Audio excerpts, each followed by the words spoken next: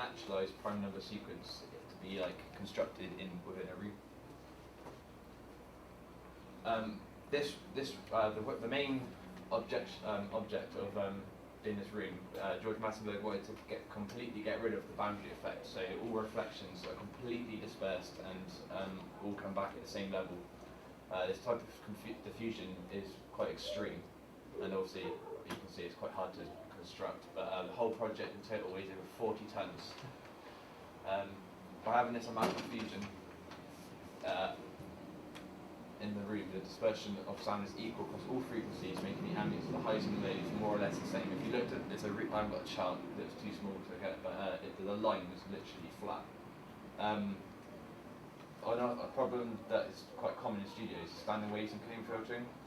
This happens when the speakers are set away from the wall and you get reflections come back to you at different time intervals. This is not a problem in that room, as there is no boundary effects and it's completely out of the equation. So the diffusion is so powerful, reflections are all the same value.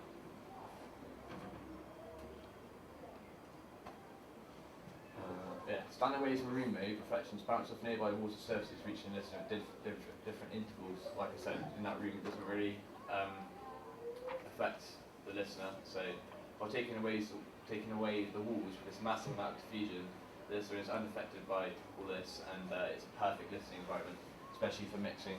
And George Massenburg uses the Studio C room for mixing and mastering. At the mixing stage, this is essential, as all levels are set here permanently for the master, so inferior track has been mixed with flat root frequency spots.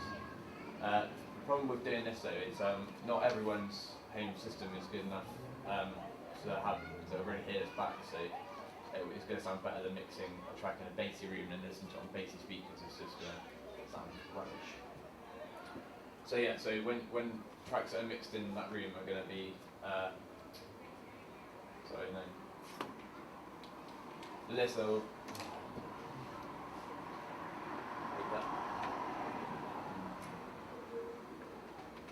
the listener will be listening to the track as it was not intended to be.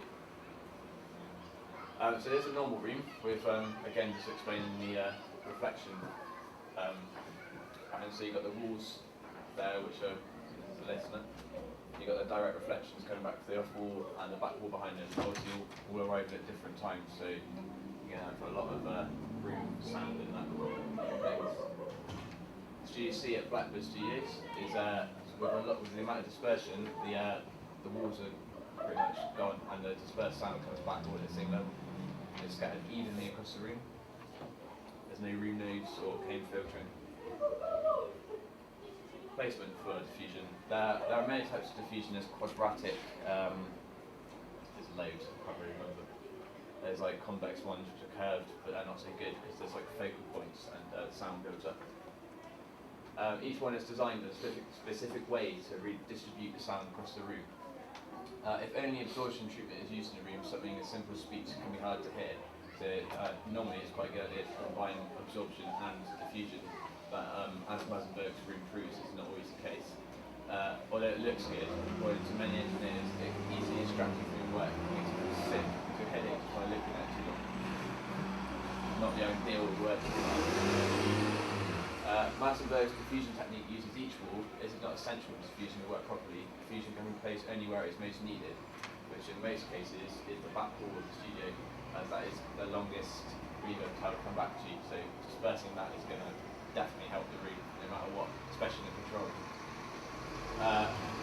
Yeah.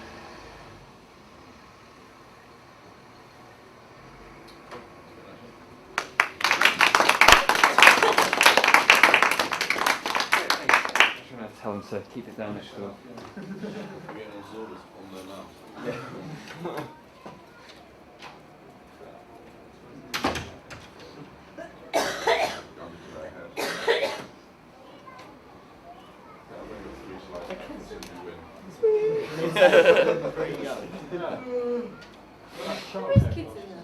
Yeah, exactly. There's actually loads of tiny little toddlers in there, little babies and stuff.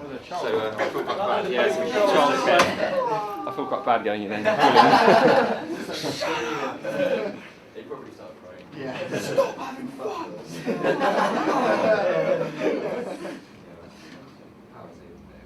Yeah.